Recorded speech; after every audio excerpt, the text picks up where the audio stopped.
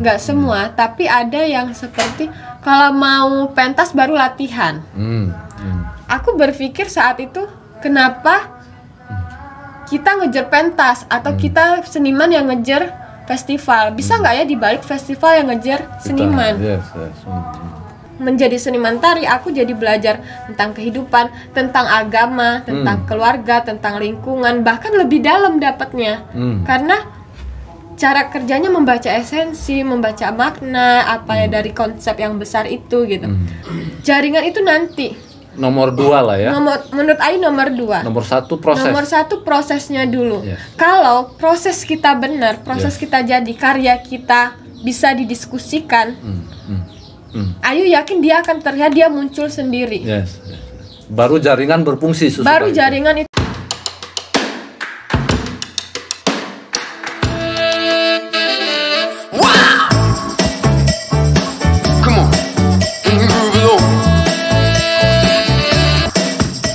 Selamat berjumpa sahabat-sahabat Lampung Kultur semua. Bahagia sekali kita bertemu lagi untuk ngobrol-ngobrol dan diskusi bareng membicarakan soal kebudayaan di Lampung ini. Bahagia sekali pada saat ini kita sudah kedatangan tamu istimewa, sahabat saya, adik saya, seorang koreografer, penari handal yang pernah dilahirkan oleh Provinsi Lampung, khususnya yang nanti akan berkibar ini di Indonesia. Beliau bernama Ayu Permatasari, Magister Seni. Ayu ini S1 dan S2-nya dari ISI Jogja ya. Dia concern studinya di penciptaan seni. Sudah banyak sekali prestasi Ayu, saya bacakan sedikit. Kalau untuk Indonesia, Ayu pernah tampil di Indonesia Dance Festival 2018-2020. Waktu itu beliau mempresentasikan karyanya Tubuh Dang, Tubuh Dut, dan Litutu. Kemudian pernah juga presentasi karya untuk pertunjukan tari X, judulnya Dan Manam Jupan, di momen Helatari Salihara Jakarta tahun 2019 dan 2020. Pada tahun 2019 juga Ayu pernah tampil di Kaba Festival di Padang ya. Padang membawakan X. Kemudian di Solo pada acara Dance in Asia, Ayu mempresentasikan Tubuh Dang dan Tubuh Dut. Itu untuk Indonesia, masih banyak lagi kalau di Indonesia ini. Nah, kemudian Ayu juga berapa kali tampil di luar negeri. Sejak tahun berapa ini? 2012 bahkan. Dia dengan teman-temannya mahasiswa ISI pernah jalan-jalan dan tampil di Kanada.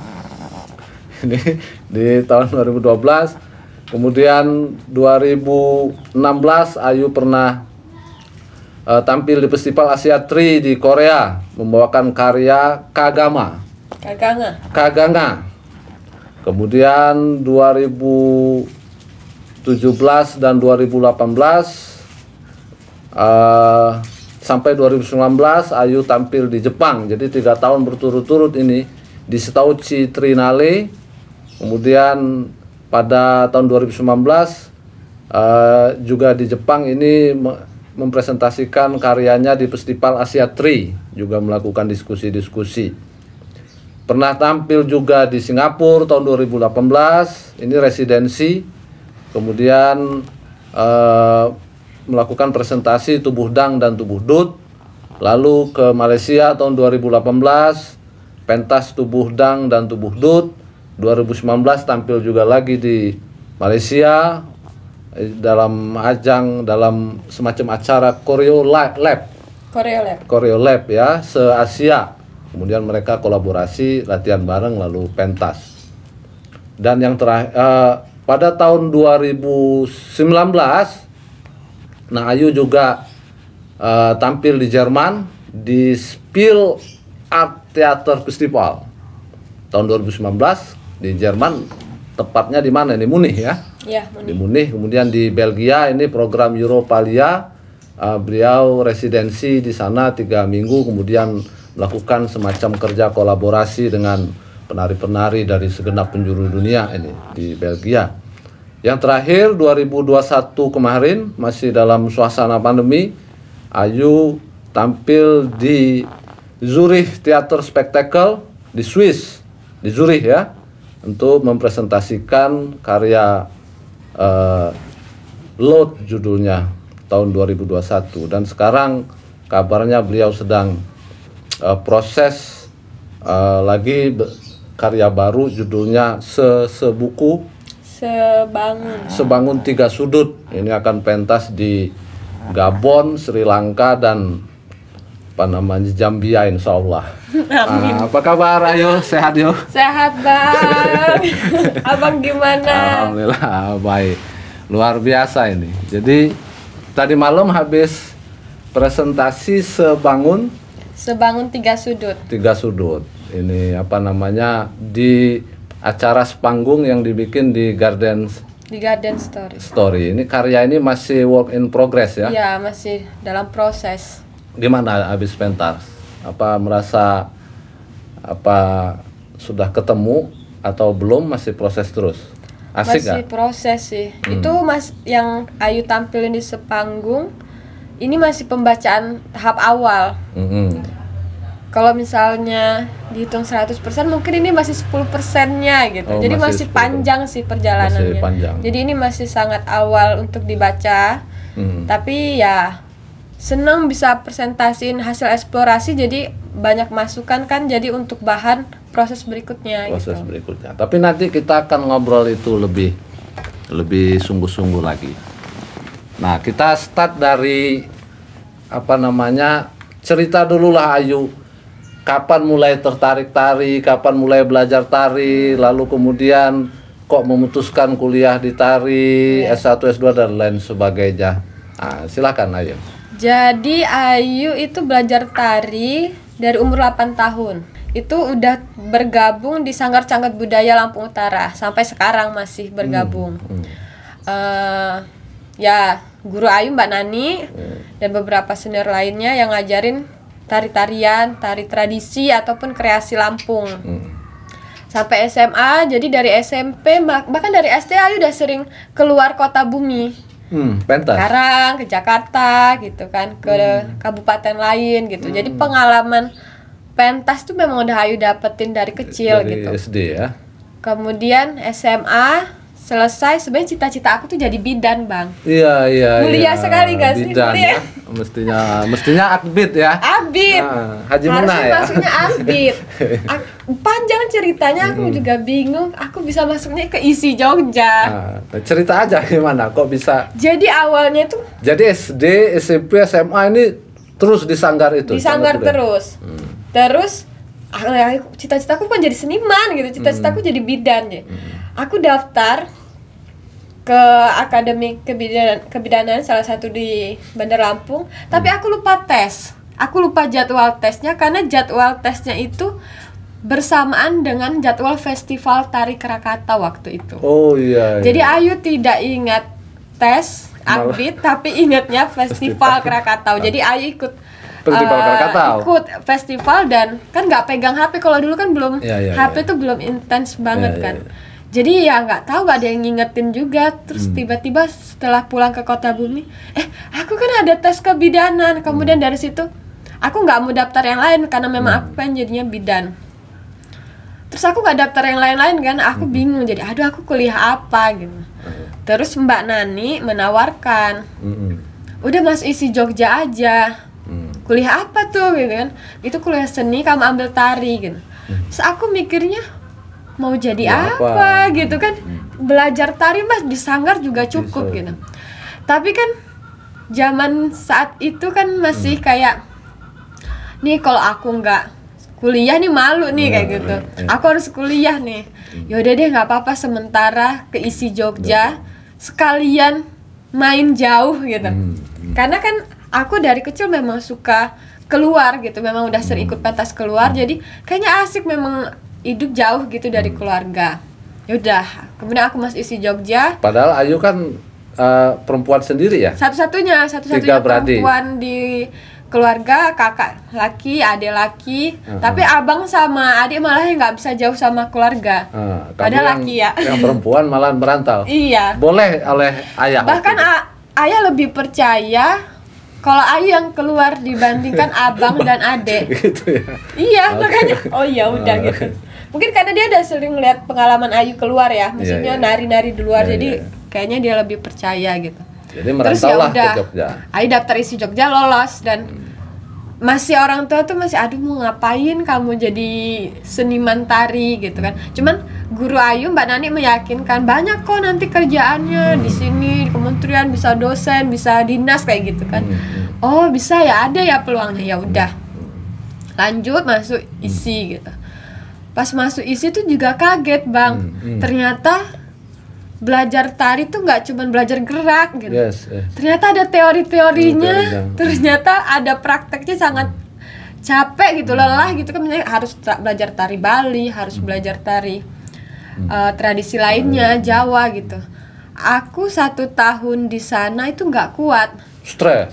Aku stres sendiri, itu badanku langsung turun drastis karena olah tubuh, kemudian latihan tari Jawa, tari Bali, tari-tari yang lainnya, terus belum teori-teorinya yang cukup sulit menurut Ayu, agak stres itu. Terus aku juga bukan penari yang selalu diajak kakak tingkat. Jadi kakak tingkat tuh kayak nggak mau ajak Ayu gitu loh Bang. Gitu? Karena Ayu pakai jilbab. Oh iya. Jadi Ayu kan kalau di Kota Bumi tuh latihan tuh nggak pernah buka jilbab ya kita. Dan di sini kan biasa ya di Lampung nih kalau karena kita kan latihan tari job kan. Tari untuk pernikahan yang ngapain buka jilbab ke kanan ke kiri gitu kan. Kita masih bisa, maksudnya jilbabnya masih bisa oke gitu kan. Sedangkan di sana kan latihannya harus jungkir balik. Kalau pakai jilbab tuh sulit gitu. Dan di situ kakak tingkat bilang, ini nggak bisa nih, anak ini terlalu alim kayak gitu. Terlalu alim, jadi aku nggak tengok sama sekali. Aku 2-3 semester nggak diajak sama sekali. Terus kan aku kayak marah ya Bang. Ini kok temen-temenku diajakin pentas, kok aku enggak gitu. Padahal aku pengen pentas juga gitu. Kemudian di awal-awal aku diambil gitu, diajak belajar sama Kak Ari Ersandi. Yang notabene dari Lampung juga. Yang juga dari Lampung juga. Oh, yang nari juga di Sepanggung tadi malam kan. Ari Ersandi lah yang ngajak Ayu pertama untuk. Yang ngajak Ayu berproses pertama. Olah tubuh, diskusi. Dia senior ya? Dia senior Ayu 2 tahun di atas Ayu ya. 2 atau 3 tahun di atas Ayu. Dia ngajak diskusi, kemudian dia ngajak latihan.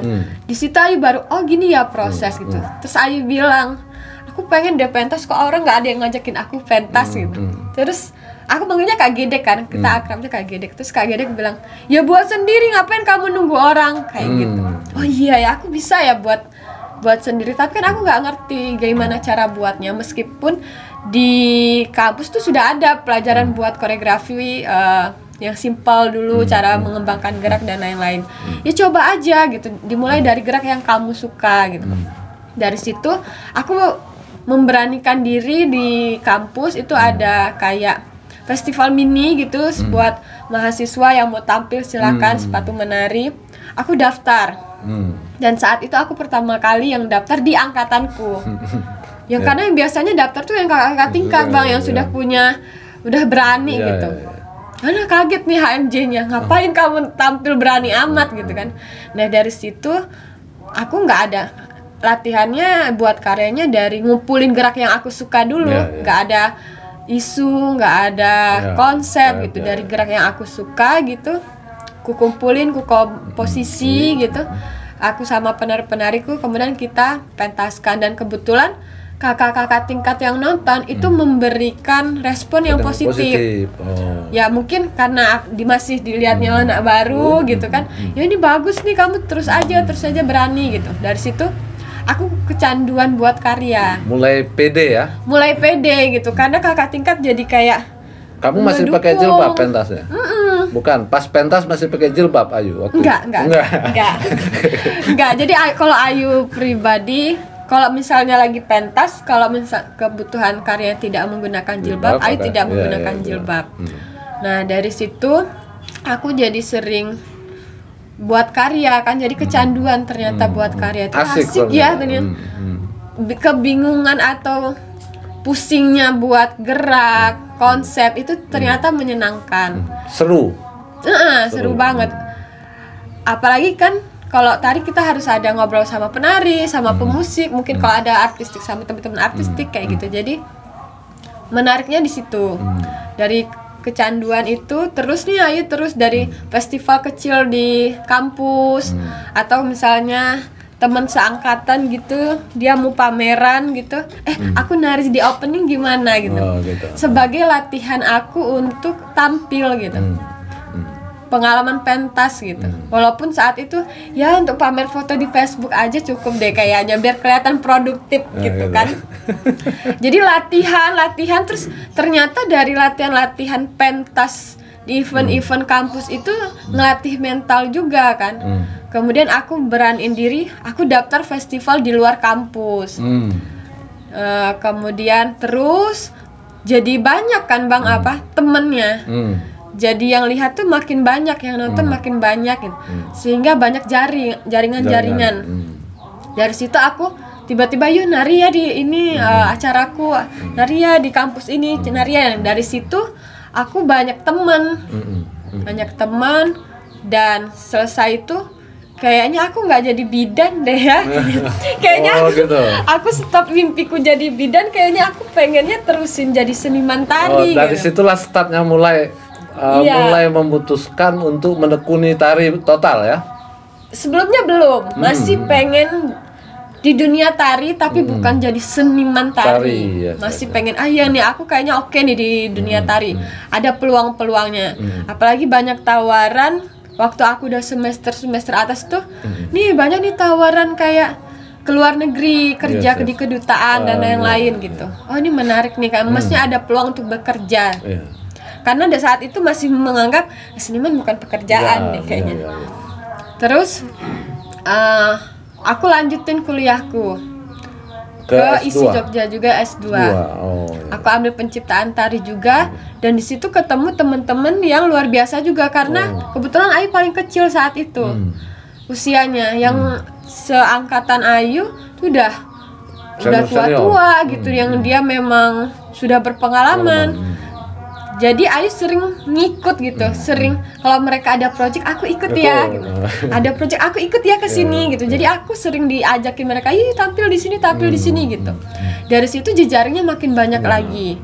Kemudian kalau S2 pasti masalah konteksnya, masalah wawasannya lebih besar lagi gitu yang Ayu dapetin. Terus dosen-dosennya juga gitu.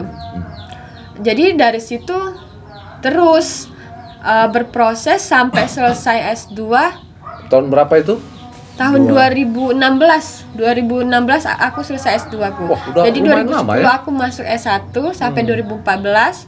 Terus aku langsung lanjut S2 sampai 2016. Orang tua waktu itu oke. Dari situ. Dan mamamu nggak Umi manggilnya? Iya Umi. Umi nggak nanya nanti mau jadi apa gitu? Enggak. Dia udah karena sudah ada bayangan dinas gitu loh. Maksudnya udah ada ada nih bisa didapat dinas kayak gitu kan. Ada dosen dengan S2 nggak apa-apa deh dosen gitu kan. Oke. Atau di Lampung juga sudah ada kampus tari kayak gitu. Kamu bisa pulang ke Lampung jadi dosen gitu kan. Ya biasa orang tua kan kayak gitu ya Bang. Selesai aku S2, aku merasa kok aku makin kecanduan dengan berkarya gitu. Kemudian aku mendapatkan beberapa kesempatan di beberapa daerah, terus ketemu teman-teman Asia lainnya yang mereka memutuskan jadi seniman gitu. Berani mau menjadi seniman kan gitu. Setelah itu, sebelumnya aku coba buat bukan komunitas sih, grup kecil gitu untuk mendukung aku. Aku coba buat, aku kan lihat nih kalau misalnya jadi seniman independen nih gimana ya caranya? Karena banyak itu yang muncul jadi senimannya komunitas. Oh gitu. Nah, di beberapa waktu itu. sulit menjadi seniman independen. Sedangkan aku punya kecenderungan sulit untuk menjadi yang komunitas gitu. Terus aku mikir ini gimana kalau aku Ntar maksudnya sulit itu gimana? Maksudnya sulit dalam mengatur apa ya bang, interaksinya kan. Kalau grup atau ini kita harus abang yang berkarya, aku yang mendukung, atau nanti kalau kita buat karya bareng, abang punya idealis abang sendiri, aku punya idealis sendiri, kemudian nanti ketika gabung nggak cocok harus satu-satu menurunkan egonya yang kayak gitu kan. Nah interaksi yang kayak gitu Ayu saat itu tidak suka. Ayu pengen ya kalau aku mau kayak gini ya kamu harus ikut kayak gitu. Jadi mungkin sikap untuk komunitas merangkul orang lain tuh mungkin Ayu kesulitan di situ. Gak tahu juga bawaannya apa, tapi memang lebih suka mikir sendiri walaupun ada penari atau yang lainnya, tapi lebih suka mikir sendiri kayak gitu. Jadi bikinlah Ayu grup. Ayu Permata Dance Project. Kalau dulu Ayu Permata Dance Company, sekarang Ayu rubah jadi Ayu Permata Dance Project gitu. Tapi kayaknya nggak mungkin Ayu sendiri kan.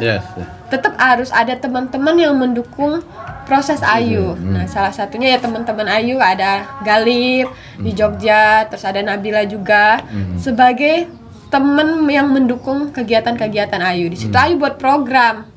Aku nggak mau aku lihat fenomena teman-temanku, nggak semua, tapi ada yang seperti kalau mau pentas baru latihan. Aku berpikir saat itu kenapa kita ngejar pentas atau kita seniman yang ngejar festival, bisa nggak ya dibalik festival yang ngejar seniman? Kalau festival ngejar seniman kan berarti senimannya harus ada sesuatu dulu nih, baru festivalnya mau ngejar gitu. Kalau misalnya kita ngejar festival terus kita capek nih, mereka punya standar sendiri juga kan, terus jadi nggak fokus sama diri kita. Jadi aku buat program waktu itu kayak workshop di beberapa daerah, sebenarnya itu tujuannya untuk sharing dan uji coba Ayu sendiri juga. Workshop ketubuhan ya? Iya, workshop ketubuhan, uji coba juga Ayu sama tubuh Ayu dengan materi-materi yang sudah Ayu dapetin. Terus Ayu buat program 1 tahun harus pentas karya yang memang diproses selama 1 tahun. Dan ada risetnya, bener-bener riset, kemudian ada prosesnya, ada presentasi di tengah-tengah proses, kemudian bongkar lagi mungkin atau nggak tahu setelah presentasi itu tanggapannya seperti apa, sampai bener-bener untuk saat itu bilang oke nih aku udah siap pentas, baru dipentasin gitu. Jadi kita habis itu produksi. Terus aku juga buka kelas gitu, kelas-kelas ketubuhan, terus latihan rutin. Nah itu berjalan di Jogja. Kemudian tahun 2020 awal aku berpikir kayaknya aku udah bisa deh balik dan aku siap dengan kembali ke Lampung gitu. Khususnya ke Kota Bumi. Jadi dari 2016 tamat sampai 2020 awal itu masih di Jogja Ayu stay? Iya. Di sana bikin Ayu Dance Company. Iya. Kemudian latihan, workshop, berproses, diskusi, menghadiri sekian banyak festival itu di Jogja ya. Di situ dari aku buat karya gitu. Bahkan mungkin di Kota Bumi bisa lebih khusus. Ya, balik lagi ke awal, ke kisahmu tadi. Berarti Sanggar Canggat Budaya Mbak Nani itu sangat berpengaruh dan berperan ya untuk proses Ayu ya. Sangat-sangat berpengaruh, sampai sekarang malah sangat berpengaruh, dan malah karena Sanggar itu, karena Ayu tergabung dengan Sanggar itu, Ayu sampai sekarang jadi kayak gini gitu. Ayu mengakui itu. Apa yang Ayu dapat menurut Ayu? Banyak. Karena Mbak Nani itu dia tidak hanya mengajarkan gerak sebenarnya. Setelah Ayu lihat gitu kan, Ayu baca ulang lagi Sanggar itu gimana Mbak Nani kasih materi-materinya, dia tidak hanya mengajarkan gerak, tapi dia walaupun tidak dalam ya, tapi dia sudah mulai mengajarkan tentang buat koreografi, kemudian eksplorasi gerak. Dia sudah mengajarkan itu. Yang mungkin ketika Ayu waktu masih di Kota Bumi belum terlalu clear gitu. Pas Ayu di Jogja, oh ini aku udah pernah dapat, tapi belum sedalam ini kayak gitu. Jadi antara kaget nggak kaget gitu waktu di Jogjanya. Banyak juga berarti alumni dari Canger Budaya yang kuliah di Jogja, di ISI. Kalau di ISI Jogja dulu tuh ada 3 orang, tapi tidak sampai selesai. Kemudian Ayu. Habis itu belum ada lagi penerusnya, kan masih muda-muda karena mereka lebih banyak ke Unila ya sekarang, karena di Unila kan sudah ada kampus. Nah, berarti sekarang Ayu sudah memutuskan untuk menjadi seniman tari. Iya, dan ternyata Bang, kan dulu mikirnya apa sih jadi seniman tari bukan pekerjaan gitu. Dan memang sebenarnya seniman tari bukan pekerjaan. Menurut Ayu. Apa? Ya memang itu kehidupan gitu. Kehidupan seseorang yang itu lebih dari pekerjaan.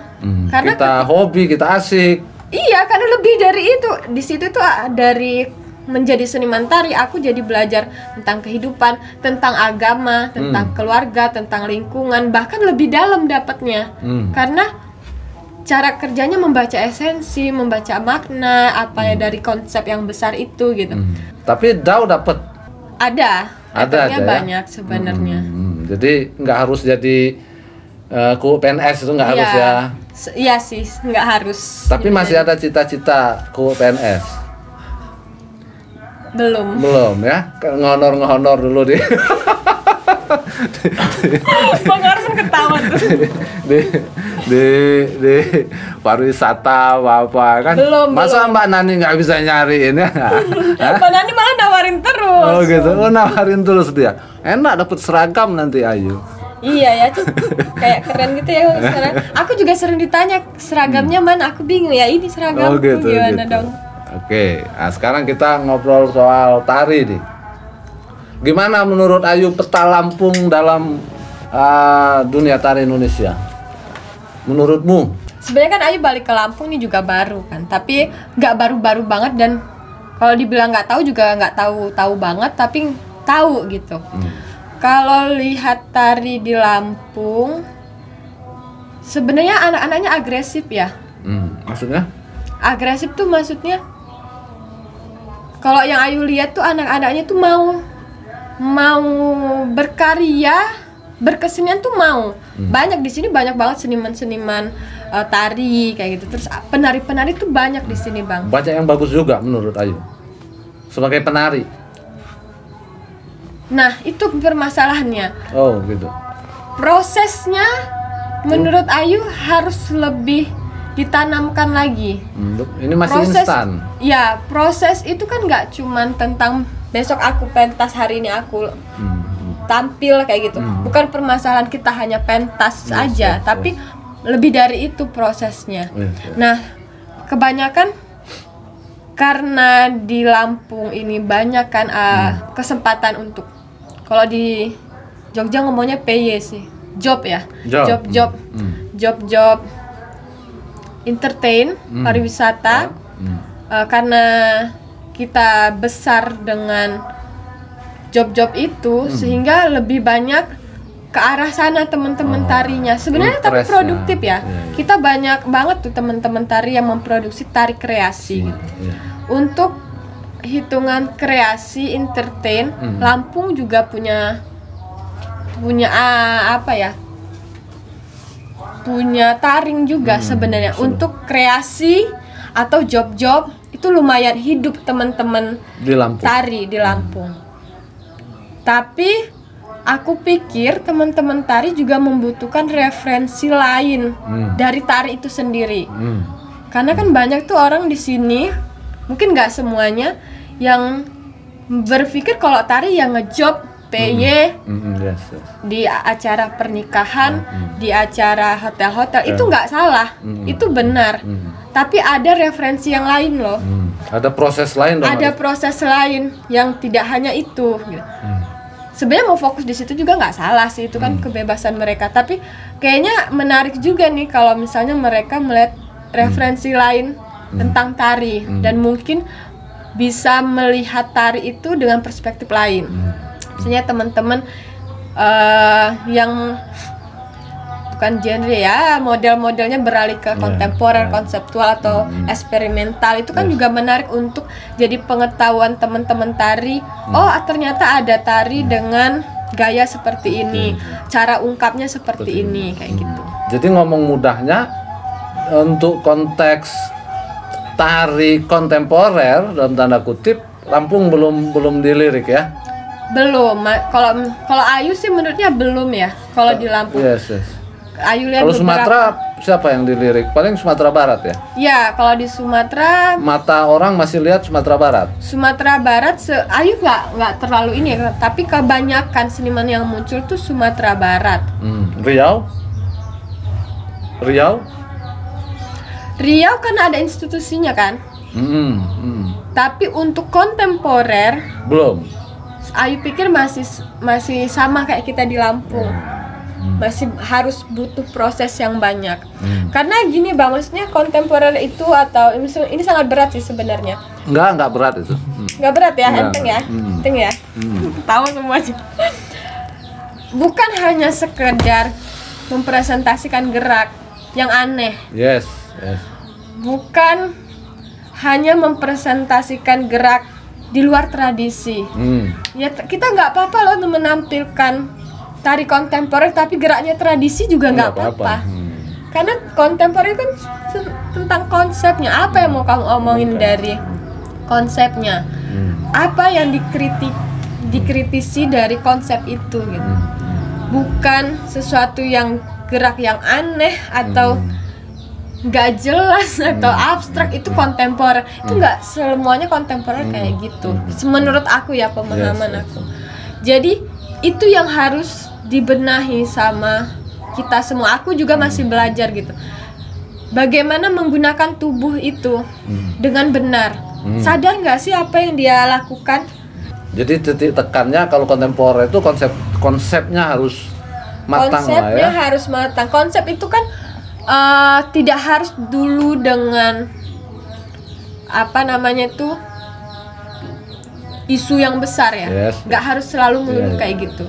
Konsep dengan ketubuhan, metode repetisi, kita coba repetisi, vibrasi ya, kemudian kita dapetin gimana, dimulai dari tubuh juga nggak apa-apa, itu juga konsep menurutku. Kemudian dari konsep ketubuhan tuh kita nemuin apa gitu, kan itu juga bisa gitu. Nah itu maksudku model beginilah yang masih untuk kita Lampung itu masih kurang ya Yo? Masih harus terus dilatih harus ditekankan lagi. Ini soal gitu. wawasan ya. Kenapa kita di Lampung begitu masih menurut Ayu? Kalau kenapanya mungkin kita kurang referensi ya Bang. Kurang referensi atau interestnya takut dia jadi seniman tari itu? Mungkin bisa juga kayak di luar ngejob di luar PY itu maksudku. Iya, karena perjalanan untuk jadi seniman kontemporer juga kan nggak mudah ya. Maksudnya kalau dibandingkan dengan misalnya kita ngejob, kita latihan 2 minggu langsung dapat hasilnya kan, langsung dapat duit ya, langsung dapat duit gitu kan. Tapi kan kalau untuk kontemporer kamu latihan 1 tahun, kemudian pentasnya sekali kayak gitu. Kemudian kita nggak bisa menerima hasilnya langsung dari 1 tahun itu. Mungkin bisa setelah proses 10 tahunnya gitu. Nah, prosesnya itu yang mungkin orang sulit. Nggak betah ya untuk dia. Continue. Sehingga kayak kasus kata Ayu tadi, nggak betah berproses, nggak betah latihan, nggak betah untuk tidak buru-buru dapat hasil baik uang maupun ketenaran atau apalah namanya itu.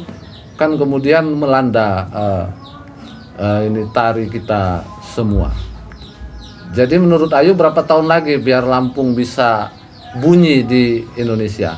Jangan ngomong dunia, di Indonesia.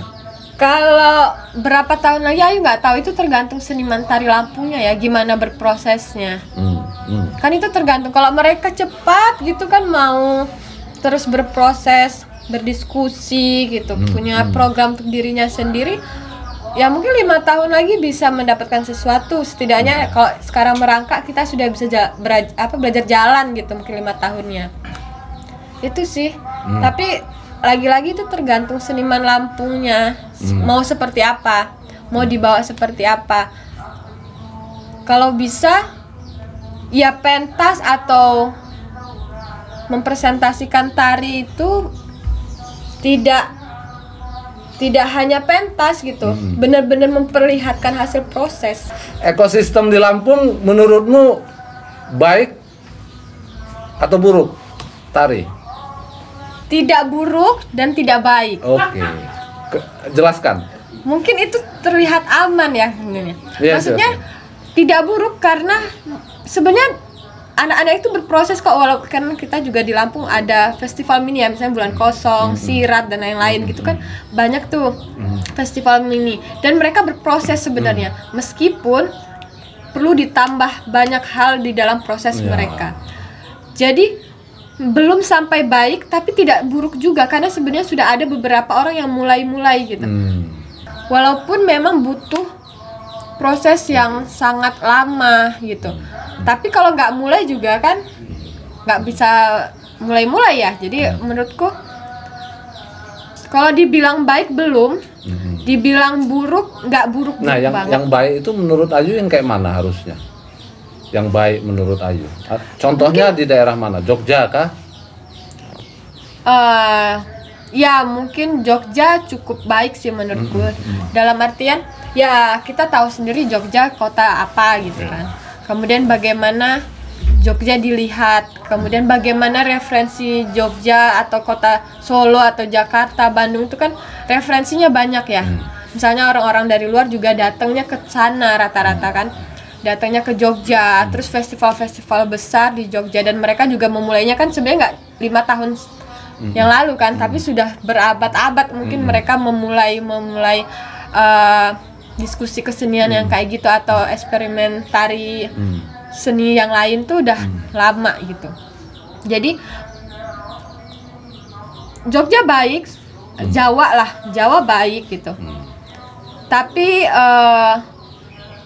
maksud Ayu nggak usah berpikir mau seperti Jogja gitu, atau mau berpikir mau seperti Jakarta. Mereka sudah punya gaya sendiri dan proses sendiri. Kalau kita mandang kita nih Lampung nih harus kayak Jogja gitu, kita capek gitu, capek ngejer. Tapi kalau kita jalan santai, kita fokus sama punya kita mungkin punya gaya sendiri gitu. Jadi apa yang paling dibutuhkan oleh tari Lampung atau proses di Lampung? Ayu nggak bilang buruk, tapi butuh banyak banget proses.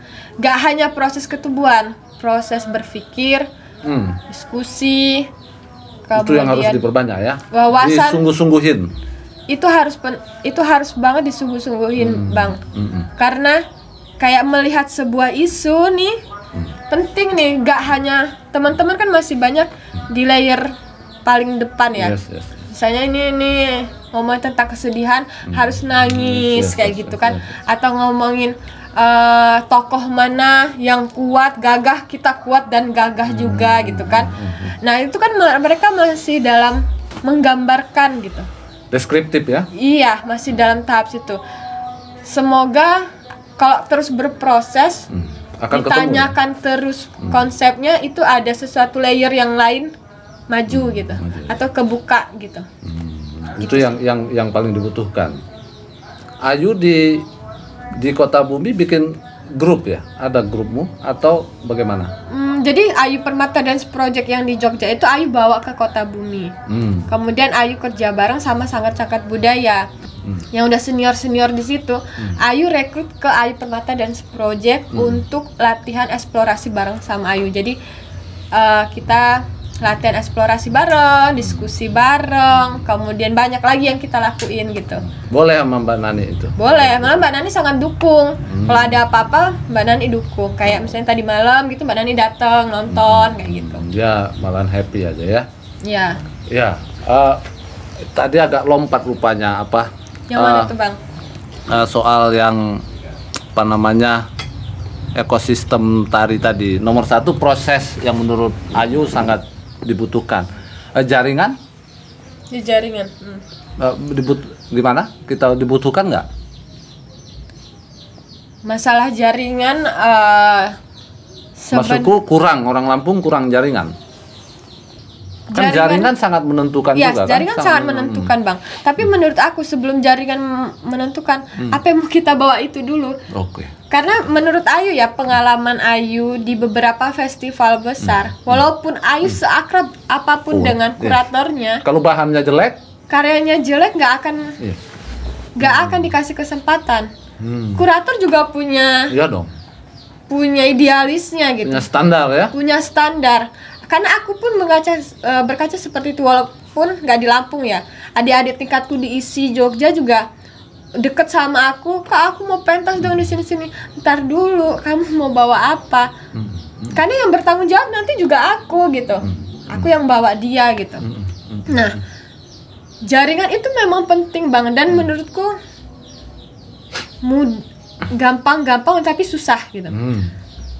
Yang dibutuhkan kalau Ayu pribadi, jaringan itu nanti Nomor 2 lah ya. menurut Ayu nomor 2. Nomor 1 proses. Nomor 1 prosesnya dulu. Yes. Kalau proses kita benar, proses kita jadi, karya kita bisa didiskusikan, Ayu yakin dia akan terlihat, dia muncul sendiri. Yes. Baru jaringan berfungsi. Baru jaringan itu. Iya. Karena misalnya kita diskusi kan, di situ ketemu ada jaringan pasti. Iya. Jaringan itu yang bakalan nganterin kita. Misalnya kayak gini nih sekarang. Aku abang tadi malam nonton ya. Abang lihat karya aku, kita diskusi. Aku nggak tahu abang ceritain karya aku sama siapa nanti kan. Oh, kemudian di situ Ayu akan ketemu gitu. Ya, jadi bekerja dia kemudian. Dia akan bekerja sendiri kalau Karya, sudah gitu. bibitnya sudah bagus, Bang. Ya, menurut aku. Jadi kalau misalnya kayak kita nanam itu kan, kalau bibitnya memang bagus, kita pupuk dari tanahnya bagus, kita siram, itu kan dia tumbuh sendiri ya. Iya. Kalau bibit kita belum selesai, apa yang mau ditumbuhin gitu loh, Bang? Bibitnya nggak bagus gimana jualnya kan? Iya, untuk apa gitu? Untuk apa gitu kan? Iya.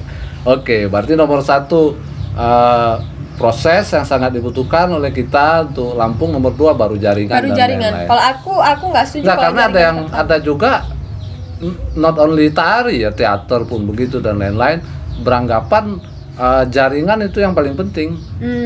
Padahal tidak menurutmu ya? Menurut Ayu enggak sih. Ayu masih nomor 1 kan proses itu ya. Karena pengalaman Ayu seperti itu. Pengalaman Ayu dari pertama Ayu ikut KGD, Karya Sandi pertama, itu kan Ayu nggak dilihat sama sekali. Tapi ketika Ayu fokus sama proses Ayu latihan terus sama Karya Sandi. Kemudian di situ kan, oh itu ya penarinya Karya Sandi. Melihat dari situ Ayu dibawa, diajak terus dan terus kayak gitu. Sampai sekarang pun walaupun Ayu di kota Bumi nih ya. Nun di sana. Jaringan Ayu di mana-mana, Ayu nggak takut karena Ayu punya proses di sini. Apalagi sekarang kalau udah jadi tinggal kirim video, kita bisa langsung pitching bersama gitu, kita diskusi, kita meeting Zoom gitu. Kamu bawa apa, kemudian bisa aja buktinya yang teknologi yang sangat terbuka ya. Iya, buktinya yang tahun ini kan masih tetap bisa ke Swiss. Yang kayak gitu loh. Iya, betul. Oke. Sekarang Ayu cerita deh. Berarti sejauh ini dari tahun Ayu kuliah sampai sekarang sudah berapa karya yang Ayu bikin? Ayu menganggap Ayu benar-benar berkarya dalam tanda kutip dengan proses. Ayu nggak bilang benar, tapi Ayu bilang benar-benar berproses dengan sungguh-sungguh itu dari tahun 2016. Sudah berapa sekarang? 16, 17, 18, 22. 7 karya. 7 karya. Apa aja tuh? 6-7 karya mungkin. Apa aja tuh? Yang pertama itu proses S2 aku ya, yang Kaganga. Kemudian Litutu. Kami Buta, Tubudang Tubudut, X, Load. Baru 6 nih, yang tadi malam kan lagi sedang proses. Sebangun 3 sudut. Berarti kalau baru 6 berarti hampir rata-rata setahun 1 ya hanya. Iya, setahun 1. Waktu itu cuma tahun 2018 kali 2 ya, karena Tubudang Tubudut sama Litutu 1 tahun gitu bareng. Nah rata-rata karyamu secara kasat mata dilihat itu kan mengangkat basic tematik problemnya kan Lampung ya, kultur Lampung ya. Kenapa begitu? Kenapa begitu? Cerita. Aku suka dengan sesuatu yang dekat sama aku, Bang. Karena aku pikir kalau sesuatu yang dekat sama aku tahu aku ngomongin apa. Aku referensi untuk pengetahuannya tuh lebih dekat gitu dan lebih aku gitu. Misalnya tentang Lampung, ya aku orang Lampung gitu. Bukan mencari jalur aman ya, tapi menurut aku itu baik buat aku tahu aku siapa. Dan aku ada di mana sekarang, keberadaan aku ada di mana. Aku mau mulai dari sesuatu yang ada di kanan kiriku dulu sebelum aku loncat jauh. Kalau aku mau loncat jauh tapi kanan kiriku, basicku nggak jelas, aku nggak tahu, kayaknya itu juga disayangkan sih untuk proses. Dan kebetulan pas aku balik ke Lampung ini, aku jadi banyak cari tahu lagi kan tentang diriku, tentang Lampung, tentang perempuan Lampung, tentang pepadun, hubungan laki perempuan pepadun itu seperti apa yang kayak gitu. Aku jadi banyak belajar diriku, aku kayak ngaca gitu loh, Bang. Jadi itu mungkin banyak yang bersumber dari internal, tapi kontekstual. Yes. Karena itu masih terjadi ya, masih hidup sekarang ya. Jadi kemudian problem-problem kultur Lampung itu sendiri dipertanyakan ulang oleh Ayu. Aku pertanyakan ulang, aku coba kritisi ulang gitu. Dan aku coba ungkapkan dengan gayaku sekarang gitu, hasil wawasan aku, hasil belajar aku seperti apa di Jogja atau residensiku di beberapa negara kayak gitu. Memang fungsi tari itu apa menurutmu? Untuk konteks fungsi itu? Tari? Yes. Untuk konteks kayak piece a piece berhadapan dengan kebudayaan Lampung itu, fungsi tari apa memangnya menurut Ayu? Buat Ayu pribadi, fungsi tari itu bukan hanya sekedar komunikasi atau bukan sekedar interaksi Ayu yang sekolah seni dengan kebudayaan, itu bukan dari situ, bukan itu aja, bahkan lebih sebenarnya. Mungkin nggak bisa dijelaskan satu kalimat atau satu kata kunci bahwa fungsi tari itu adalah A, B, C, itu enggak. Karena dari tari sendiri, Ayu menemukan sesuatu yang nggak Ayu temukan di ranah kehidupan lain. Atau nggak bisa Ayu omongin di kehidupan. Tapi di itu pun sebaliknya, di kehidupan tuh ada sesuatu yang nggak bisa Ayu temui, tapi Ayu temui di tari. Cara ungkapnya.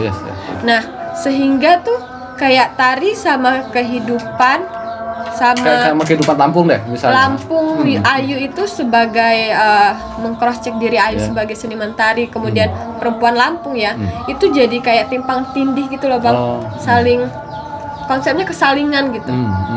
Gak bisa satu lebih atau satu lebih berat, satu lebih enteng, tapi dia kesalingan gitu. Jadi kau mengintegrasi Lampung dengan tarimu, dengan ya, tariku, dengan gerak, dengan tubuh ya.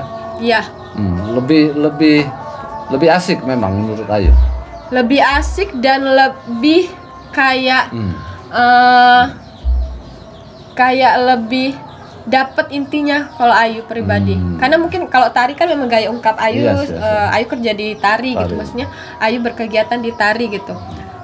Ayu lebih bisa menangkap esensi lebih dalam dengan menggunakan tari untuk belajar kehidupan sebagai wanita Lampung, kemudian masyarakat Lampung, atau Ayu sebagai manusia sendiri itu bisa Ayu ungkapkan atau pelajari dari Lampung, dari tari gitu. Dari tari, melalui tari. Dari 6 karya itu mana yang Ayu paling excited, Ayu paling suka dalam tanda kutip, paling seru? Sebenarnya semua karyanya punya ini ya, beda-beda. Semuanya tuh punya tensinya sendiri-sendiri. Tapi sampai sekarang masterpiece Ayu menurut Ayu itu di Litutu. Because prosesnya sangat panjang. Kemudian dia banyak mengalami proses internal gitu antara Ayu sama penari, karena penari Ayu itu kan satu yang temen partner Ayu dia kan bukan penari ya, dia orang dia bukan penari, dia dari teman-teman biasa gitu. Tapi bukan latar belakang tari. Apa? Bukan penari, bukan penari sama sekali. Teater. Bukan juga, ya nggak ada. Kerja dia bang. mahasiswa biasa, mahasiswa komunikasi gitu. No. Tapi dia suka nonton tari. Di Jogja ini? Di Jogja. Kok bisa ya? Kemudian aku ketika kerja sama dia, aku kayak banyak belajar kehidupan gitu loh bang. Karena dia bukan penari kan, apalagi itu tuh lempar piring. Kemudian itu tuh kita harus membaca partner kita harus membaca kita gitu. Dan semuanya itu dikomunikasikan dengan feeling, dengan perasaan, dengan pikiran gitu, dan nggak secara frontal. Sehingga prosesnya itu tidak hanya teknis, tapi sesuatu yang di belakangnya juga kita harus berproses. Bagaimana aku mengenal cara duduknya Galip, bagaimana Galip tahu aku marahnya gimana, bagaimana kalau aku ngejelasin tuh mereka bisa tahu loh tanganku selalu bergerak kayak gitu. Bagaimana ketawanya Galip aku harus paham, gerak-gerik dia harus paham. Jadi sehingga ketika nari bersama tidak hanya ikutin struktur ke kanan ke kiri, tapi aku bisa membaca, oh dia ngajak aku ke kanan. Ini spontan aja ya dia ngajak aku ke kiri gitu. Terlihat spontan, tapi prosesnya itu nggak spontan. Aku harus mengenal dia mau bawa kemana. Aku harus belajar emosi dia, aku harus belajar egonya dia kayak mana gitu. Seru di situ. Di situ seru sih. Aku banyak banget sesuatu yang berbeda latihan dibandingkan yang lainnya. Dan berapa lama waktu itu proses Litutu? Prosesnya 2 tahun. Oh, 2 tahun. Kemudian presentasi di mana aja di Tutu? Presentasinya kita pernah presentasi sendiri, kemudian di Solo juga pernah, kemudian di Jogja, di Lampung kita pernah juga 2019 di Jepang. Kemudian di desa Skipinya, asli desa Skipi di Kota Bumi. Di situ katanya lebih seru lagi. Lebih seru lagi. Jadi, bang, dan jujur kita kaget. Motif gerak atau motif temanya dari suku Semendo itu ya? Iya, jadi itu kan memang Litutu kan memang karyanya terinspirasi dari apa sih arti Litutu itu? Litutu itu lingkaran tunggu tubang. Oh, lingkaran tunggu tubang. Nah, tunggu tubang itu kan konsep wanita, salah satu konsep wanita di suku Semendo. Yang anak pertama dalam keluarga, dia yang mengatur, mengolah harta yang kayak gitu kan. Kemudian kita masuk dari tarik wadai juga di suku Semendo. Kebetulan di Lampung Utara itu ada salah satu desa yang orang Semendo semua, namanya Desa Skipi. Kan banyak ya kalau kita bawa sesuatu dari daerah gitu kan, kita bawa sesuai kita coba olah, ketika kita bawa lagi kan banyak tuh bang, kayak ini merusak tradisi kan banyak ya kayak gitu kan. Kita juga sempet deg-degan nih waktu tapi mau Ayu pentasin di sana. Iya, aku mau niat aku harus bawa pulang apa yang sudah aku ambil gitu, apa yang sudah aku pinjam itu harus aku perlihatkan, karena menurutku itu etika berkesenian. Jadi kita sudah proses, kita coba bawa ke sana, kita pentas di teras di teras lurah atau RT gitu. Rumah. Terus terasnya ada segede ini, terus kita pentas dengan penontonnya baru pulang dari sawah, pakai sarung. Kemudian sambil makan, ngerokok gitu kan, sambil jongkok megang arit kayak gitu kan. Bahasa Semendo semua kan? Bahasa Semendo semua gitu. Kita pas pentas, mereka bener-bener diam bang, melihat karya Litutu itu. Mereka diam dan nggak ada bersuara, dan mereka menikmati. Dan itu masyarakat awam kan? Masyarakat awam. Setelah kami selesai, mereka tepuk tangan. Padahal kita belum ngasih tahu ya, ini karyanya tentang apa. Cuman kita tahu ini dari kita ambil atau kita pinjam konsepnya dari cerita Semendo gitu. Terus mereka melihat ini pasti yang berdiri Tunggu Tubang ya. Dan mereka sudah bisa, oh kok bisa tahu? Iya kan Tunggu Tubang itu begini. Mereka menjelaskan arti Tunggu Tubang. Terus mereka menjelaskan apa yang mereka dapat gitu. Waktu piring pecah, bagaimana mereka langsung teringat dengan memori mereka sebuah bagaimana perempuan itu harus apa namanya, tetap di tempat, mau dia dia harus rela mengelola semuanya, kan itu bukan hal yang gampang ya. Itu hal yang sulit. Terus hubungan laki dan perempuan gitu, kehidupan yang lain itu mereka bisa baca, dan itu kita kaget banget, pembacaan mereka itu di luar ekspektasi kami. Oh gitu ya. Dan bahkan jauh lebih dalam.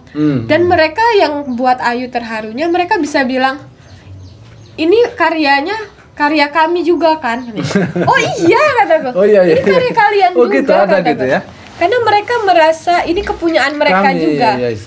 Karena kita ambil dari sana, dan itu emang nggak salah, itu memang kepunyaan mereka. Kemudian aku olah, aku minta izin, kemudian aku kembalikan, dan bahagianya mereka terima itu gitu. Sampai itu yang ada momen lucu, piring-piring yang pecah sama piring-piring yang masih ada itu mereka pegang sebagai, mereka bilang jimat. Ini nggak apa-apa ya kita pakai untuk jimat kan. Gitu. Ya nggak apa-apa, kita kasih aja gitu. Ada momen-momen lucu gitu. Ayu ambil problemnya aja, temanya, atau sampai ke motif geraknya itu? Semuanya. Jadi temanya kemudian aku ambil tarik kuadai. Kuadai itu soal apa? Pakai piring memang? Pakai piring, dia ada 12 piring di bawah gitu. Kemudian narinya juga pakai piring kecil gitu, piring kayak piring sambal mereka bilangnya. Terus diletakkan di jempol gitu. Aku ambil beberapa motifnya, aku pinjam beberapa motifnya. Itu misalnya kan ada kanan kiri, terus mereka lompatin gitu, terus mereka tangkap gitu. Itu aku ambil. Terus motif di jempol itu aku ambil, kemudian aku olah gitu. Jadi langsung bisa mereka identifikasi waktu itu ya? Iya, itu yang kita kaget, dan aku sendiri terharu, oh ternyata mereka bisa gitu. Dan bahkan tanggapannya mereka lebih dalam gitu. Apalagi kalau mereka menjelaskannya, iya itu kayak aku waktu ini gitu, kayak aku kayak gini, kayak mereka menceritakan diri mereka sendiri gitu. Iya. Masih hidup memang tradisi tarik wadai dan lain-lain itu di kalau di desa Sekipi waktu itu sedang mau mulai lagi. Jadi waktu itu dia kan main gendang ya musiknya. Itu tinggal satu-satunya ibu-ibu yang bisa main gendang itu. Kemudian baru mulai lagi di sekolah-sekolah di sana itu belajar tari kuadai. Kuadai namanya. Itu sih pertama. Kok bisa Ayu angkat soal itu sih? Gimana tuh? Kok bisa Ayu ngangkat soal itu? Oh, soal itu. Ditutu itu. Jadi waktu tahun 2017 aku kan persiapan buat karya tahun berikutnya nih Bang. Untuk program yang aku ceritakan tiap tahun aku harus buat karya nih. Di tahun depan aku mau ngapain gitu kan.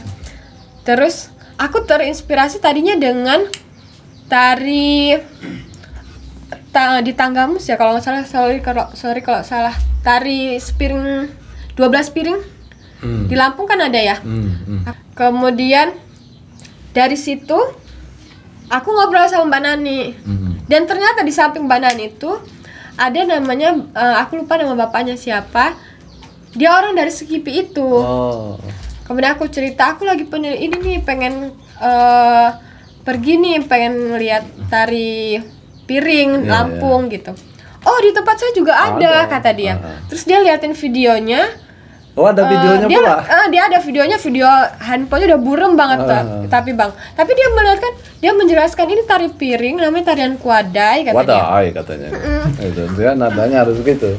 Kemudian dia jelasin semuanya, terus aku tertarik dengan motif geraknya yang di jempol. Kataku asik ini. Luar biasa ya kataku.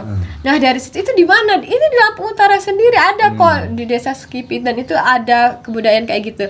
Nah kemudian aku beralihlah ke tarik kuadai itu. Di situ kemudian aku penelitian, aku coba. Ayu masih tinggal Jogja itu ya? Iya aku tinggal di Jogja, kemudian aku pulang kan. Dan aku pulang sebulan. Terus aku bolak-balik ke sana, ditemenin Mbak Nani juga gitu. Keren itu. Jadi itu riset, bahkan proses itu kan bukan dalam rangka memang sudah ada job, sudah ada undangan festival, belum itu ya? Belum Itu mandiri Ayu hanya proses sendiri ya? Iya. Ya. Bisa sendiri, kemudian diproduksi sendiri gitu, dipentasin sendiri, dan biasanya kita mengundang gitu, mengundang kurator, mengundang direktur festival untuk nonton, untuk datang. 2 tahun proses itu. Itu tuh 2 tahun. Itu ya. Dan sampai sekarang juga sebenarnya kita masih berproses ya. Yes. Oke, nah sekarang Ayu cerita bagaimana itu Ayu proses kreatif penciptaannya untuk teks-teksmu itu, pertunjukanmu, misal kayak Li Tutu bisa menemukan idiom piring, kemudian yang load itu apa itu, menari di atas batu. Di atas batu ya, itu tentang nah, gimana Ayu kalau lagi mau bikin karya kayak mana cerita? Ayu ada strukturnya sih Bang. Iya. Ayu bermain dari kata kunci. Kayak bikin abstrak dong.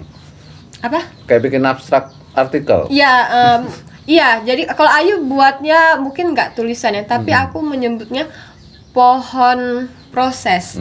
Ayu dapat metode itu dari almarhum Mas Sindil sebenarnya, Jogja, untuk membuat pohon itu.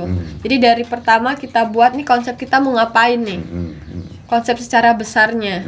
Kemudian dari konsep itu apa sih yang bisa ditarik, kemudian dari semuanya yang ditarik itu yang mana yang menjadi fokus kita. Yes. Dari misalnya satu nih bagian ini A B C D, yang C mau kita fokus. Dari C itu kita buka lagi, di C ini ada apa aja. 1, 2, 3, 4. Kemudian tarik lagi apa yang menjadi fokus. Jadi terus dicari fokusnya sampai titik. Sampai paling yang menurutmu oke, saya sampai di sini dulu nih prosesnya gitu. Bagian ini yang mau aku prosesin gitu. Jadi dari sebuah konsep itu pasti ada sesuatu kata kunci atau kata kunci untuk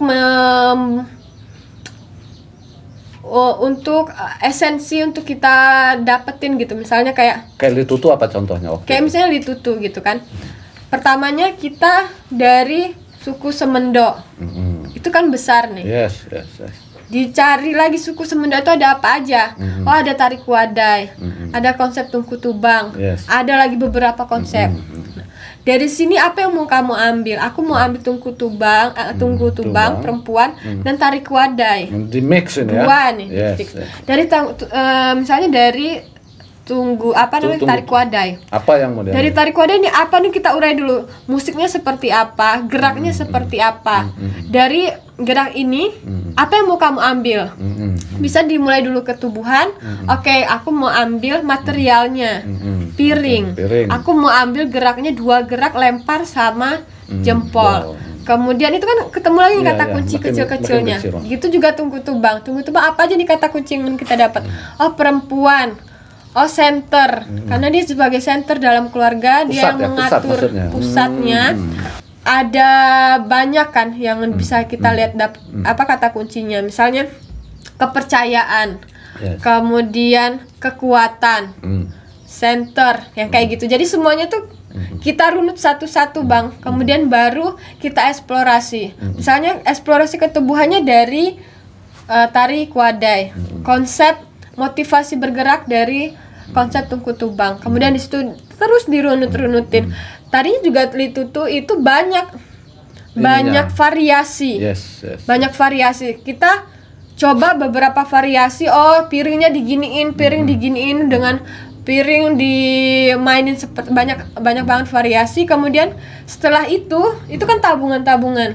Kita lihat lagi, kita baca lagi. Dari semua konsep ini yang menggambarkan atau yang mampu untuk menggambarkan konsep yang besar ini yang mana? Yang paling kita pilih. Paling artikulatif ya? Iya. Kemudian saat itu kita pilih yang lempar dan yang diam di tempat gitu. Oke, dari yang dilempar ini coba kita runutkan lagi, mau ketemunya motif apa lagi, kita eksplorasi lagi. Jadi kerjanya terus begitu, turun dari kata kunci yang kita dapat. Iya. Jadi dia sampai ke materialnya, motif geraknya dan lain-lain. Iya. Dia memang cara kerja topiknya juga dibor juga. Topiknya, temanya juga dibor juga. Dicari juga kata kunci. Dirancang semuanya kayak seperti itu. Jadi dibongkar satu-satu gitu loh Bang. Jadi kayak bercabang dianya. Sampai ketemulah idiom mana yang menurutmu paling mewakili ya? Iya. Paling artikulatif, paling akurat untuk menyampaikan problem itu. Iya. Yang tadi malam apa Sebangun tiga sudut. Nah itu juga sedang Ayu proses. Itu juga sedang kita proses. Jadi kan itu sebenarnya struktur masyarakat Lampung tuh. Itu besar tuh. Kita buka lagi, ada oposisi biner, ada Tungku Tiga Batu. Tungku Tiga Batu terjadi ketika ada oposisi biner. Oposisi biner kan sesuatu yang berbeda, saling membutuhkan, disatukan dengan perkawinan. Gitu. Kemudian muncullah Tungku Tiga Batu. Di dalam Tungku Tiga Batu tuh ada lagi konsep seruas 3 buku, 3 genap 2 ganjil.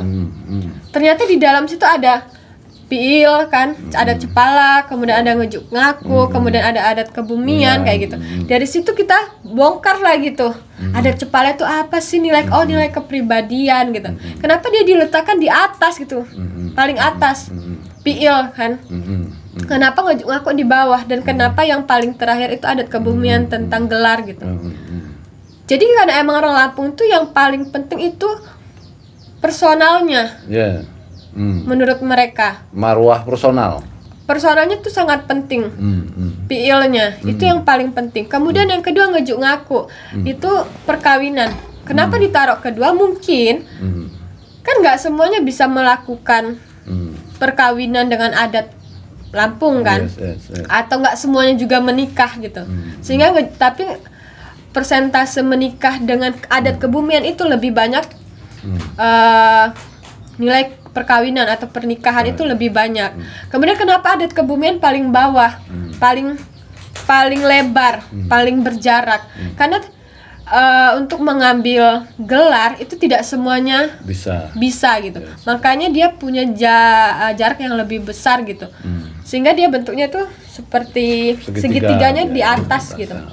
Nah, ini yang lagi Ayu eksplorasi tuh. Nah, ini yang Ayu lagi eksplorasi, kita coba cari esensi-esensi yang didapat dari piil tuh apa sih gitu. Nah, kok bisa dapat idiom gerak kepala yang beradu antara itu kita lihat dari bentuk segitiga itu sendiri. Jadi gitu. Segitiga itu kepala, badan, kaki. Kepala yang menyatu. Kita coba kita ambil definisi kepala di konsep tersebut ke tubuh. Kemudian kita kembali lagi membaca tentang piil Pesunggiri. Itu apa aja gitu kan.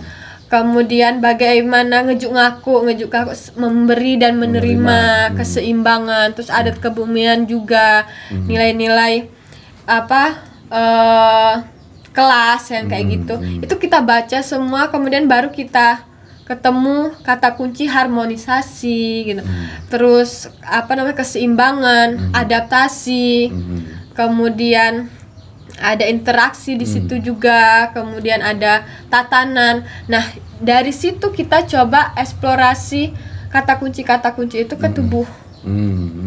Menurut Ayu sudah ketemu? Statement akhirnya Ayu belum ketemu. Masih proses ya? Masih jauh proses. Ini masih pembacaannya menurut Ayu masih layernya masih cukup di luar.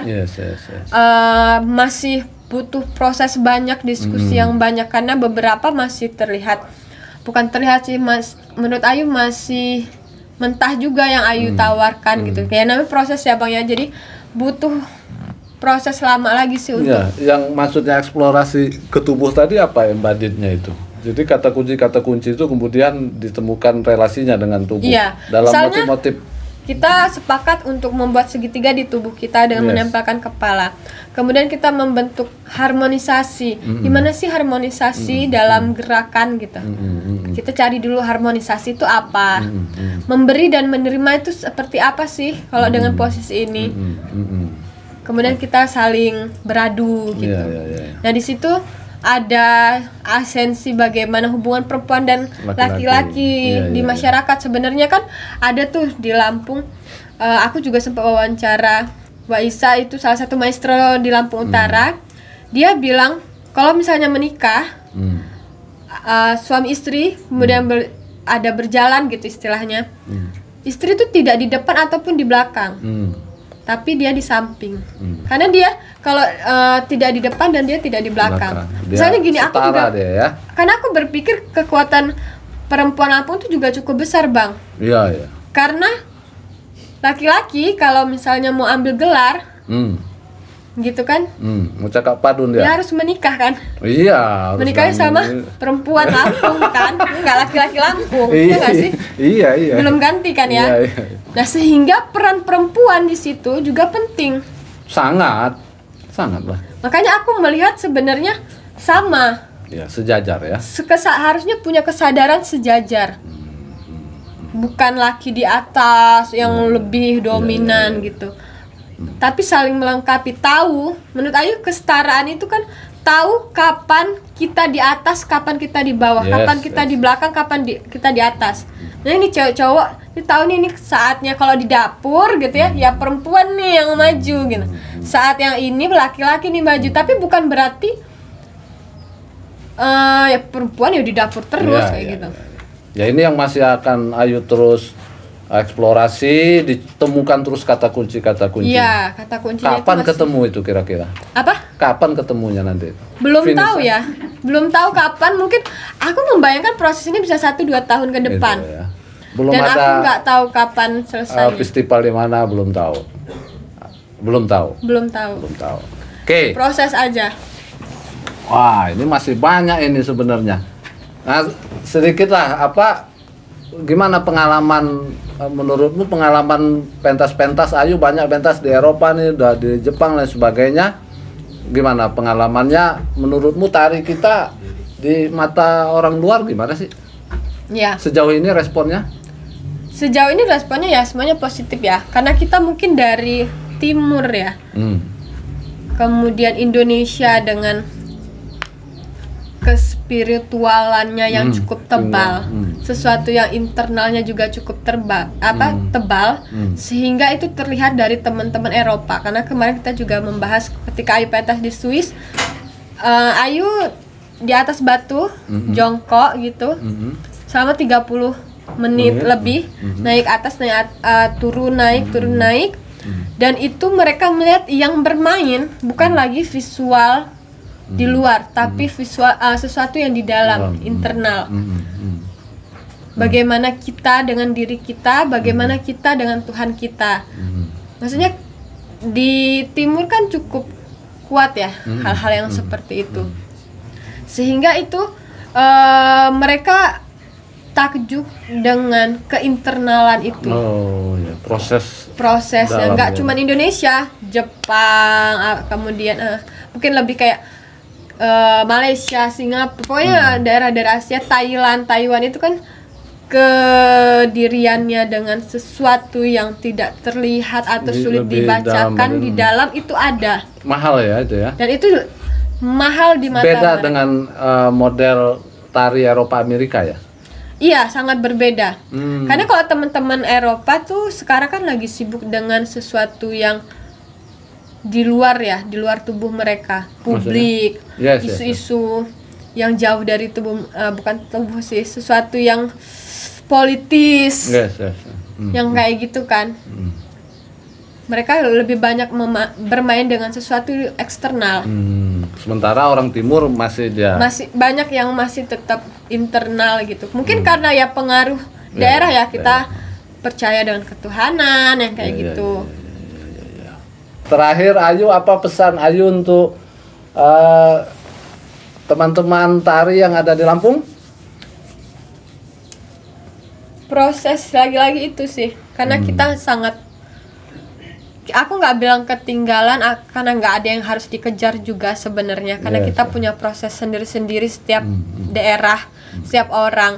Tapi aku berharap teman-teman di Lampung bisa terus sadar untuk berproses, karena itu sangat penting menurut Ayu untuk kedepannya, untuk kita mau jadi apa, kita mau ada di mana, kita harus sadar dulu proses. Tapi benar-benar disadari prosesnya, bukan hanya proses, tapi benar-benar disadari proses dari sebuah karya atau sebuah kegiatan berkesenian apapun itu.